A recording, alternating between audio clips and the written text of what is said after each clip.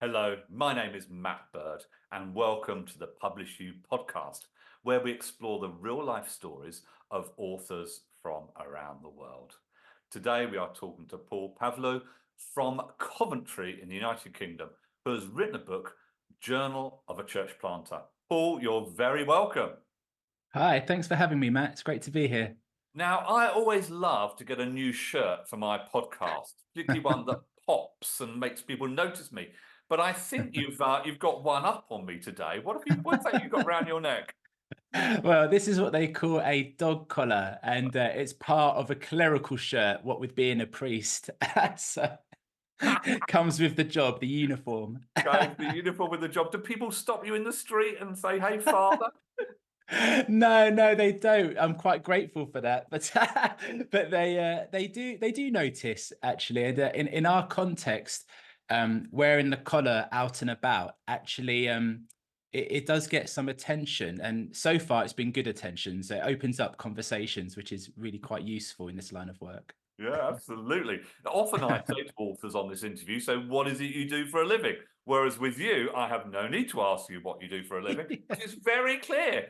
You're a vicar, you're a priest, you're a father, That's right. whatever. I mean, little Yeah. confession, Paul.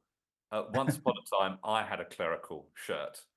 And when I Really? wore it out in the Oh, community, people would often address me as father, even though I was in my mid-20s, which feels quite strange, being wow. called father in your mid-20s. But, in an environment that's more Catholic, they call you Yeah, father. that's right. But Yeah. you're based in Birmingham. Are you leading a church? What does the day-to-day work look like?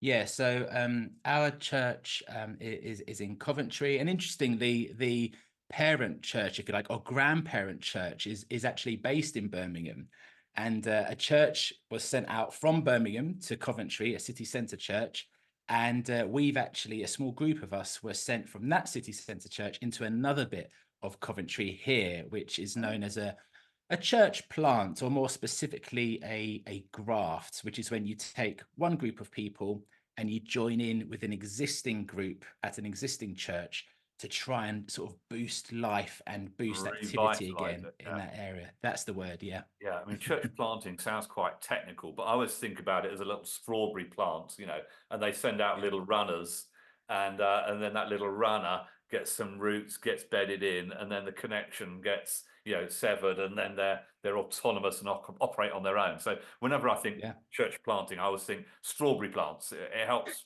my simple mind. Yeah, that's a great analogy. That works perfectly. And actually, a lot of the work is underground in the soil, and then as time goes on, you start to see some of that work underground emerge above ground. So Yeah, it's a yeah. great analogy. Yeah. Yes. So, Paul, how old are you? I am 37. 37. And when did you first think, "Oh, I want to become a vicar"? Oh, wow. Was it a childhood dream? Did it go on No, no. your bucket list as a teenager? What No, not happened? at all. No, not at all. So my career originally was in primary school teaching, Yeah, and went from there to being a special needs coordinator. yeah. And along the way, I felt a nudge, if you like, um, hopefully from God, to maybe Either look that or a into. friend digging you in the ribs. Yeah, sometimes it's both. And actually, the first nudge was for speaking, for preaching, and then following that, it was, well, maybe there should be some leadership involved in this as well. And I would have been around 20 years old at the time when Mm, that first wow. happened.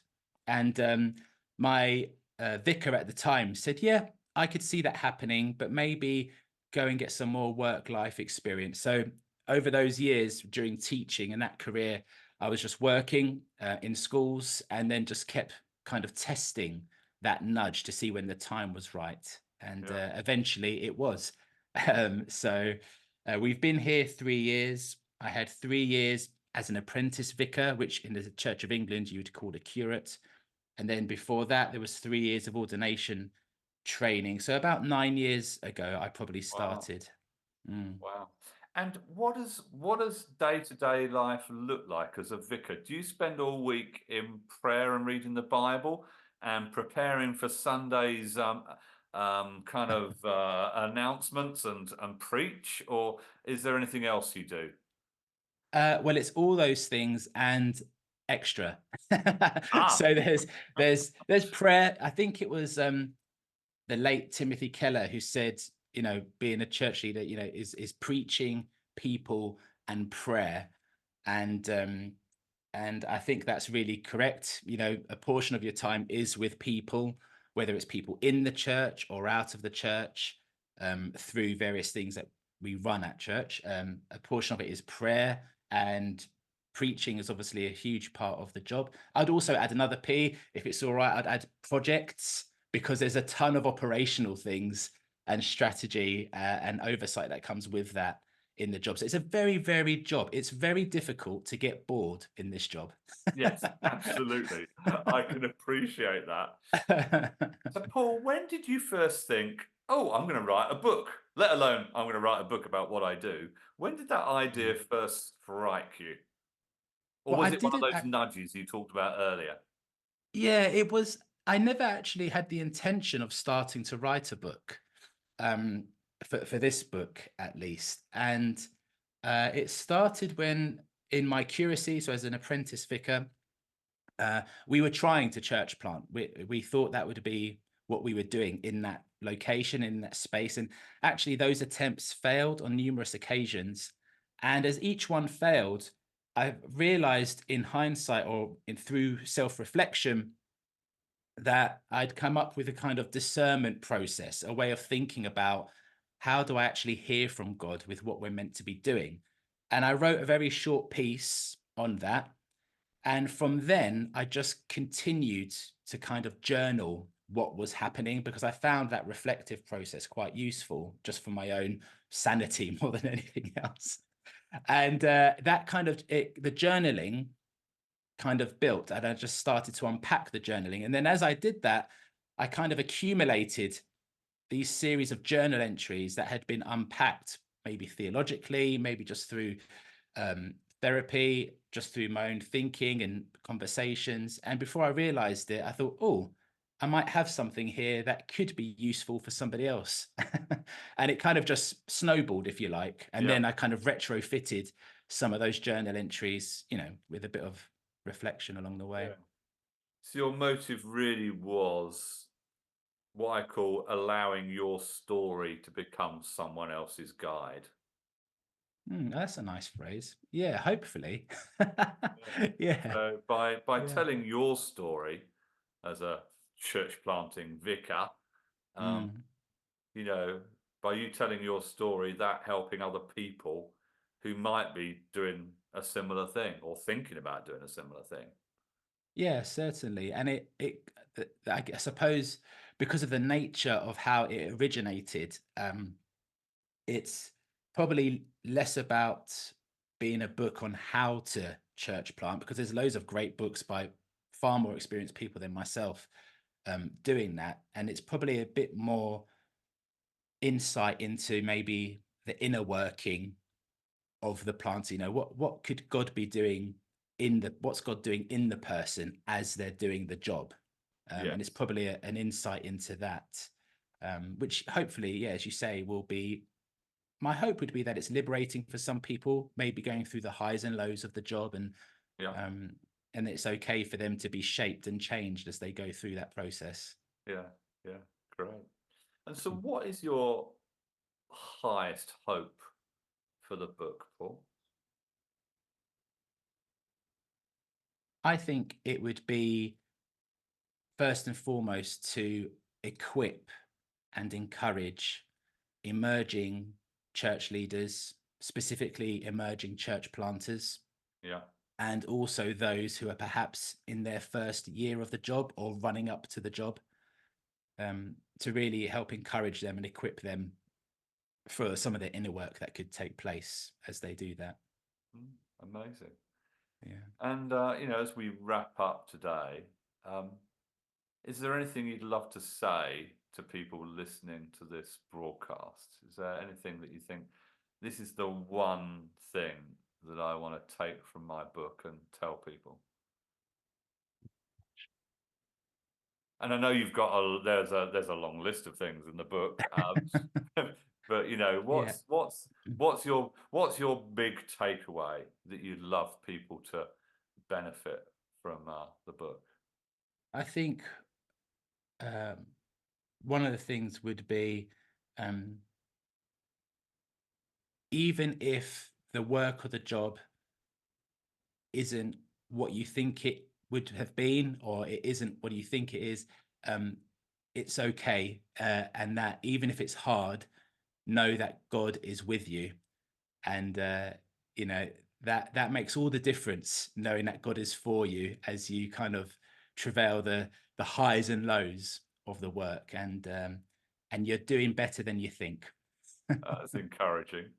And Paul, how do you know, when the going gets tough, because it gets tough for us all in all sorts of different, you know, Certainly, jobs and yeah. vocations and careers.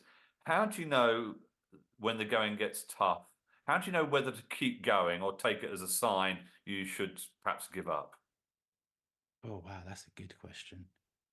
And it's one that I've wrestled with, if I'm perfectly honest. Um, one Have of you the thought about, things, are there moments when you felt like giving up? oh yeah, definitely. Yeah, yeah. It does get really hard. You know, if you know, if we're going to go into just for a moment on a spiritual tangent with the work, we spoke about prayer earlier. You know, we're not only engaging with people around us, but I would believe as a Christian, as a follower of Jesus, and as a priest, that actually we're engaging with something spiritual as Mm, well. And there's stuff going on in the unseen.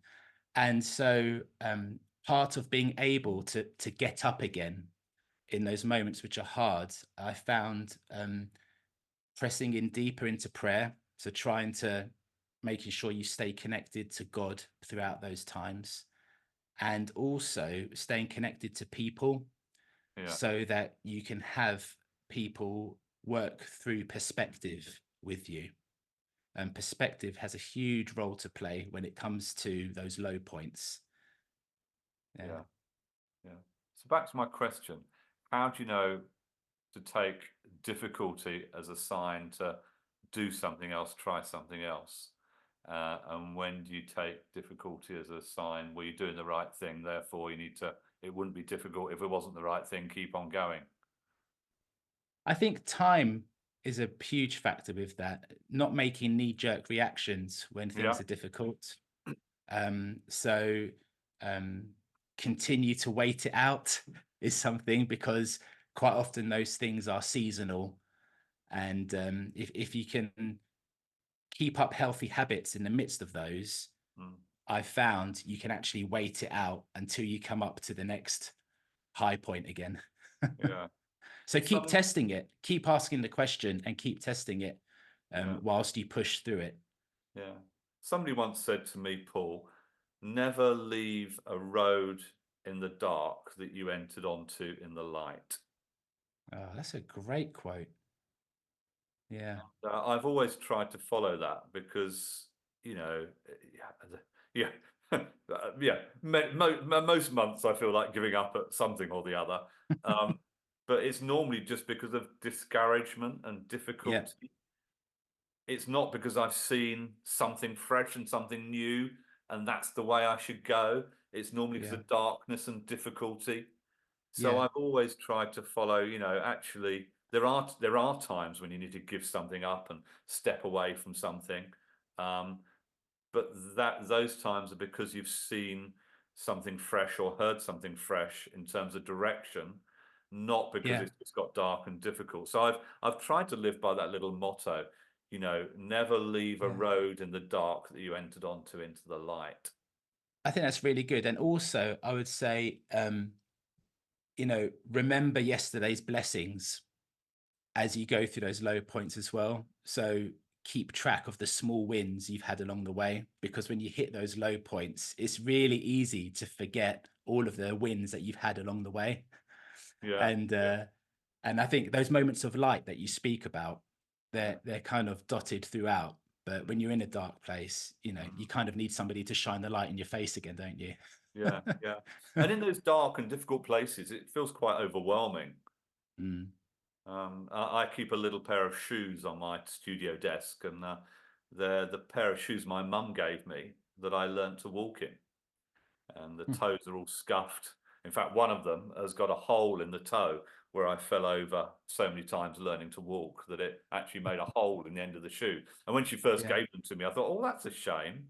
But actually, that hole tells a story of Mm, keeping on going despite mm, struggle and difficulty, and yeah. I keep them on my desk to remind me that success is the sum of a lot of incremental gains.